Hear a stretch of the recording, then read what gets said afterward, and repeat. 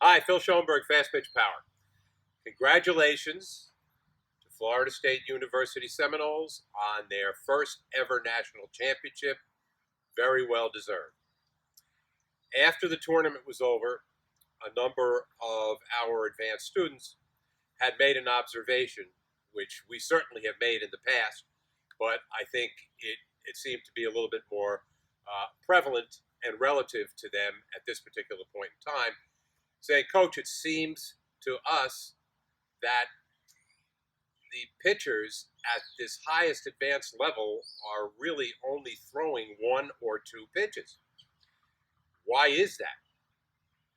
Well, the answer to that question is when you get to a certain level, and this is the highest level of college softball that you can attain, you need to focus on the one or two pitches that you are going to be able to most comfortably throw in any situation, no matter what the pressure is, and to be able to command the strike zone with those pitches. Now, another observation that they made, and we've talked about this many times before, was we never hear the announcers talk about them throwing fastballs. Well, there's a couple of schools of thought here, and I think if you've been following Fast Pitch Power, you understand our position on that. We are great proponents of throwing fastballs. You have to learn how to throw a fastball, and you need to learn how to spot a fastball.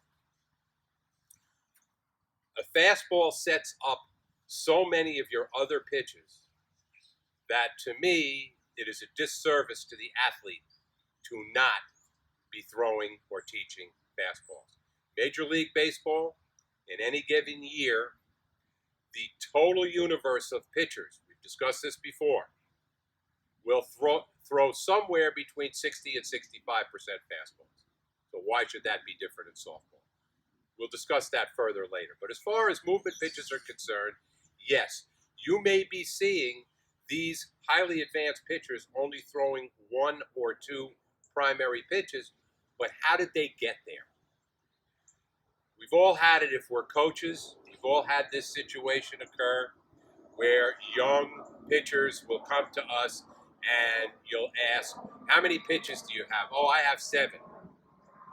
Well, what does that mean really? Does it mean that they can command 7 pitches? No, I don't think so. If you're 12, 13, 14, 15 years old, having command of 7 pitches is highly unlikely. Have they been exposed to 7 pitches? Well, that's a different question, and that's what we want to focus on today. Any of you who end up going to medical school will do something called, once you get to the intern phase of medical school, you'll do something called rotations. What are rotations? Rotations are you take the young developing doctor and you expose them to orthopedics, OBGYN, cardiology, many of the different medical disciplines, so that that doctor, who will ultimately become a doctor, will have a clear understanding of what am I most interested in and what am I the best at. Well, there's no difference between that and a developing young pitcher.